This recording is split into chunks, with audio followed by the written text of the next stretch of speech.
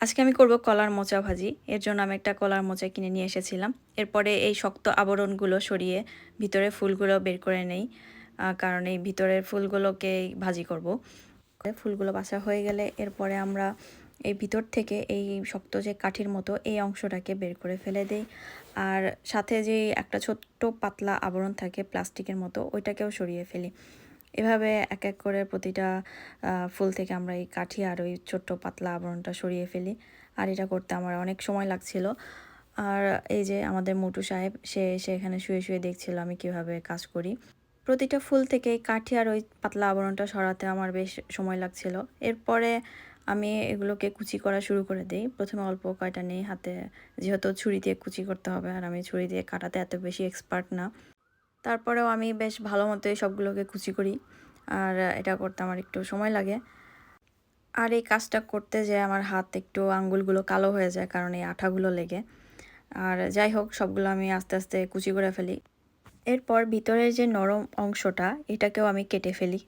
আর এটা কাটতে কাটতে আমার বাংলাদেশের কথা মনে পড়ছিল। আমার মা আমার জন্য ঠিক যেভাবে ভাজি করতো, আমি আজকে ওভাবে ভাজি করব। আর এই ভাজিটা আমার কাছে খুবই ভালো লাগে। এক একজন এক একভাবে ভাজি করে। সবগুলো কাটা হয়ে গেলে এগুলো ধুয়ে সিদ্ধ দিয়ে দিই। হালকা সিদ্ধ করে নিলে এটা ভাজি করতে অনেক সুবিধা হবে, আর খুব সহজেই ঝটপট ভাজি হয়ে যাবে। এর জন্য আমি প্রথমে কড়াইতে পেঁয়াজ কুচি আর কাঁচামরিচ কুচি দিয়ে দিই। প্রথমে আমি কড়াইতে পেঁয়াজ আর কাঁচামরিচ দেওয়ার পরে আমি তেল দিই, কারণ তেল গরম হওয়ার পরে যদি পেঁয়াজ কাঁচামরিচ দিই তখন হয়তো অনেক সময় তেল ছুটে চলে আসে। এর জন্য এটা যাতে না হয় এই কারণে আমি আগে পেঁয়াজটা দিয়ে নিই, তারপরে আমি তেল দিয়ে দিই। অল্প কিছু জিরা দিয়ে দিই, আর জিরাটা দেওয়া হয়ে গেলে একটু নাড়াচাড়া করে এরপরে সিদ্ধ করা এই ফুলগুলো দিয়ে দিই। এগুলো আগেই আমি সিদ্ধ করার পরে ধুয়ে ভালো করে পানি ঝরিয়ে রেখেছিলাম, সেগুলো আমি কড়াইতে দিয়ে দিই। দেওয়ার পরে এগুলো নাড়তে থাকি। বেশ কিছুক্ষণ নাড়াচাড়া করার পরে হঠাৎ করে আমার মনে পড়ে যে আসল জিনিসটাই তো আমি দেই নাই, যেটা অবশ্য শুরুতেই দেওয়া উচিত ছিল। যখন পেঁয়াজ আর কাঁচামরিচটা হালকা ভাজা ভাজা হয়ে আসছিল তখনই দেওয়া উচিত ছিল। যাই হোক, এখন আমি লবণ দিয়ে ভাজিটা একটু নাড়াচাড়া করে নিই।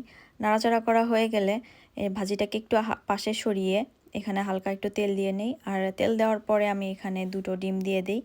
আর ডিমটা আসলে আগেই দেওয়া উচিত ছিল, যেহেতু আমি দিতে ভুলে গিয়েছিলাম, এর জন্য এইভাবে দিচ্ছি। ডিম দুটো দেওয়া হয়ে গেলে ডিমটাকে একটু ভালো মতো নাড়াচাড়া করে ডিমটাকে ভেঙে ফেলতে হবে।